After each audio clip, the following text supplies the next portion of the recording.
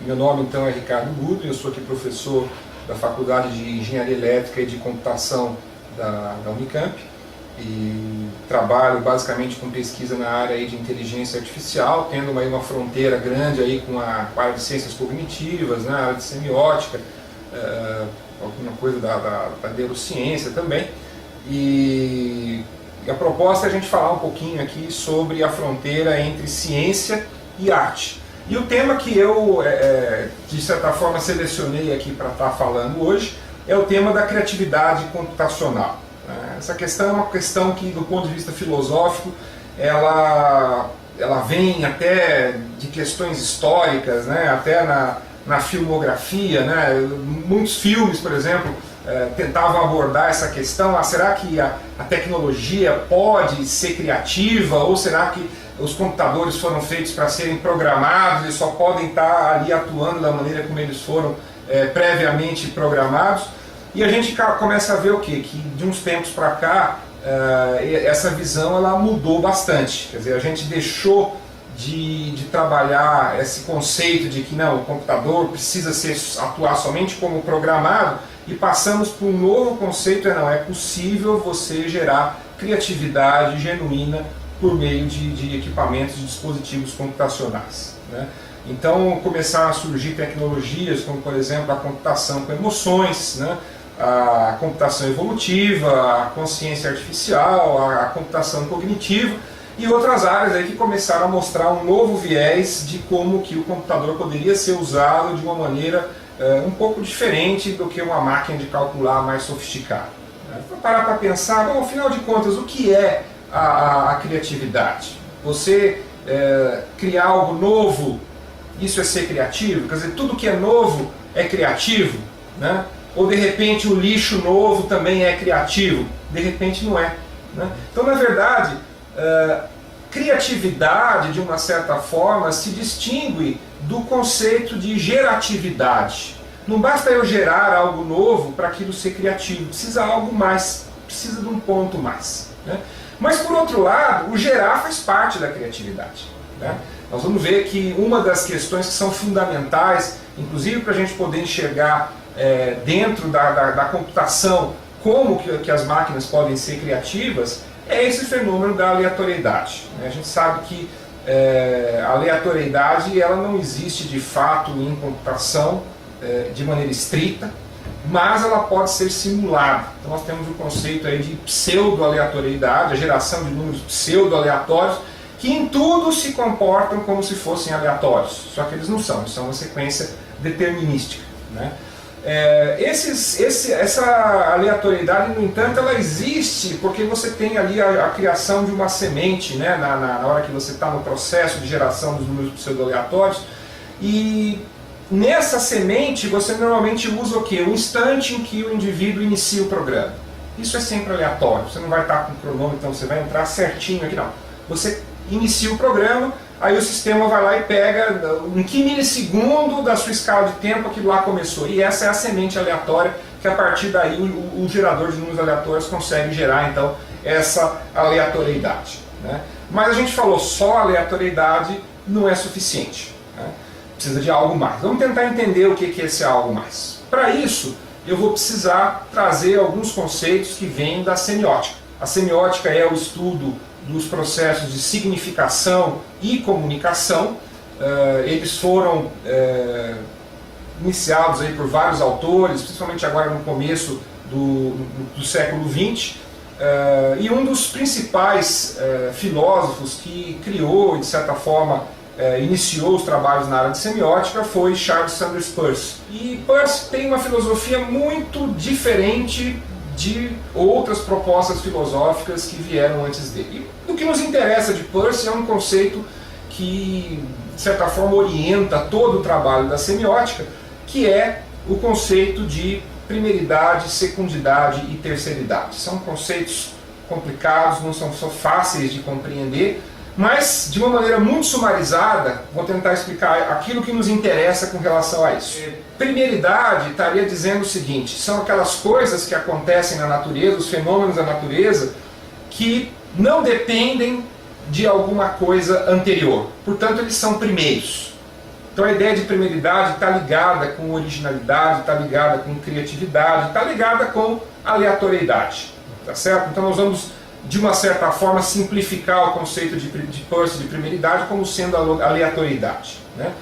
Mas a aleatoriedade não é a única coisa que acontece na natureza. Na verdade, muita pouca coisa dentro da natureza é de fato aleatória, né? A aleatoriedade é um dos componentes que a gente poderia talvez identificar dentro dos fenômenos quânticos e outras características da natureza, onde existe sim alguns elementos que têm um caráter de aleatoriedade, tá? Mas além dessa aleatoriedade, que seria identificada com a primeiridade de Peirce, existe a secundidade. O que é a secundidade? É a ideia que a gente poderia talvez simplificar com o conceito de determinismo. Uma coisa é um segundo porque depende de um primeiro.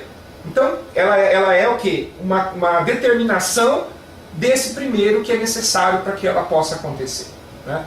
E grande parte da nossa ciência se fia em cima desse determinismo. Quer dizer, você diz que alguma coisa é assim porque ela é fruto de uma função de uma coisa anterior e houve uma transformação, tá certo? E aí talvez a gente possa entender grande parte da natureza. Então nós temos aí os fenômenos aleatórios, temos os fenômenos deterministas. Mas a coisa não acaba por aqui. Peirce introduz um terceiro conceito que ele coloca, né? Esse é um conceito, é uma categoria fundamental dos fenômenos que existem na natureza, que é o conceito de terceiridade. E que talvez seja o mais difícil da gente entender, né? Mas esse conceito de terceiridade, ele está ligado ao fenômeno de interferência ou mediação. Então é a ideia de que alguma coisa interfere no outro processo e essa interferência acaba resultando numa modificação desse processo, né? E Peirce vai dizer que essa mediação é aquilo que acaba gerando aquilo que nós chamamos de inteligência, né? A interferência, onde um conjunto de propósitos interferem no resultado de um determinado fenômeno, nós vamos ter então essa interferência de um propósito como sendo uma inteligência que está tentando forçar um resultado para algum determinado lugar, né? Essa ideia ela casa muito bem, por exemplo, com o conceito de causalidade final em Aristóteles, né? Ou até dentro da biologia, com a ideia de que existe um propósito para os determinados comportamentos que a gente está associando com vida, tá certo? Está por trás de conceitos aí de vida artificial e de outras ideias. Então vamos ter essas três coisas como os elementos que são os elementos que, com eles, você consegue descrever toda a natureza: aleatoriedade, determinismo e interferência, mediação. E aí, como é que a gente poderia, então, descrever ou modelar a criatividade? Nós falamos, criatividade não é só geratividade. Criatividade não é só geração, não é só aleatório. Mas o aleatório faz parte. Nós vamos ver então que criatividade talvez possa ser a conjunção de duas coisas simultaneamente. Por um lado, essa questão da geratividade. É preciso aleatoriamente gerar coisas novas. Mas existe um segundo componente aí, qual é?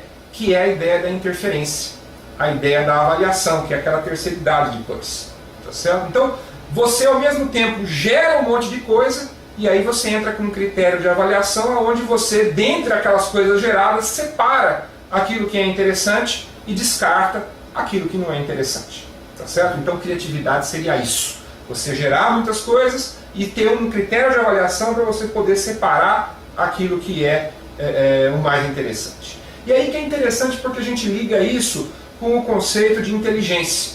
O que é inteligência? Vamos tentar voltar até no aspecto semântico, né, o etimológico da palavra inteligência. Inteligência vem do latim inter legere, retirar do meio de.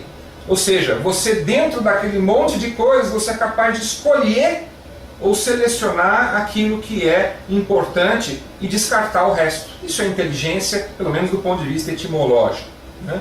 E aí, uma vez que a gente consegue então definir criatividade nesses moldes, a gente pode passar para uma área da computação que a gente chama de computação evolutiva, e aonde esses fenômenos eles se aplicam de maneira bastante enfática, né? A computação evolutiva ela surgiu da ideia extremamente original de Charles Darwin, né, na sua Origem das Espécies, que em 2009 agora fez 150 anos, né, 2009 inclusive foi o ano de Darwin, comemorações aí ao longo de todo o planeta, saudando essa grande teoria que Charles Darwin desenvolveu, foi o pioneiro, né, ou muitos outros acabaram dando continuidade a ela. Mas que ideia que é essa ideia de evolução? A ideia de que evolução é igual a variabilidade mais seleção natural. Essa é basicamente a teoria da evolução. Como é que você evolui por meio variabilidade, né, cruzamento de vários indivíduos, até um mecanismo de seleção natural que seleciona. Mas na hora que a gente para ver isso, a gente fala, puxa, isso não parece muito com aquela definição de criatividade que nós colocamos anteriormente? Né? Geratividade mais avaliação. Aqui nós temos variabilidade mais seleção natural. Ora, variabilidade está ligado com geratividade. Da mesma forma, a seleção natural ela acontece por quê? Porque está havendo algum critério de avaliação em função aí do que a gente chamaria de uma função de adaptação para poder fazer com que as espécies possam evoluir. E de uma certa forma, então, evolução e criatividade começam a aparecer a mesma coisa, né? E aí, um determinado conjunto de pesquisadores na área de ciência de computação percebeu essa junção e criou os chamados algoritmos evolutivos, né? Eram elementos, algoritmos computacionais, programas de computador que replicavam essa ideia da teoria da evolução. E o interessante é que esses programas, que depois foram desenvolvidos e acabaram resultando então na computação evolutiva, eles podiam atuar criativamente. Eles eram capazes de criar soluções originais, soluções que não haviam sido programadas anteriormente. E essa oportunidade da computação evolutiva é que dá um espaço para a gente poder falar da conexão entre tecnologia ou ciência e arte. Por quê? Na medida em que você cria mecanismos computacionais que permitem gerar processos criativos, e a gente, obviamente, na engenharia começa a fazer esse uso na resolução de problemas de engenharia, que é onde a computação evolutiva mais se desenvolveu aí ao longo do mundo, a gente passa a cogitar da aplicação disso na arte. Mas será que nós não poderíamos também aplicar isso na arte? Nós vamos ver que sim, é possível. Por quê? Porque dentro dos nossos algoritmos aí de computação evolutiva, nós temos o quê? Nós temos o conceito de função de adaptação, que nada mais é do que um critério de avaliação para você separar uma coisa que é boa de uma coisa que não é boa. E se a gente nesses critérios começasse a adotar critérios que a gente chamaria de critérios estéticos? Aquilo que dentro da arte a gente diz, não, é aquilo que diferencia uma coisa boa de uma coisa ruim. Será que eu consigo criar fórmulas matemáticas para definir esses critérios estéticos? Se a gente conseguir colocar critérios estéticos, pronto, está resolvido o nosso problema. Uma situação em que eu participei de um projeto na área de música artificial, né? A gente criou um mecanismo que era capaz de criar vários frases musicais, vários acordes musicais, que é a união de várias notas, e a gente tinha um critério matemático ali, baseado em harmonia, baseado em consonância, que separava aquelas notas que não tinham nada a ver daquelas notas que geravam ali um fundo harmônico, né? um ruído harmônico, vamos assim dizer, né? E usando então esse mecanismo, a gente pode fazer o quê? Aplicar a computação evolutiva para gerar populações diferentes de possíveis sons, sendo que havia esse critério da escolha dos melhores sons. Mas outras possibilidades aconteceram também, e a gente começa a entender como que a computação evolutiva, então, ela pode ser, sim, uma forma da tecnologia auxiliar a arte, né? Então, basicamente, é essa a introdução que eu gostaria de fazer, e agradeço aí muito a participação, o convite para poder estar participando desse projeto aqui. Muito obrigado.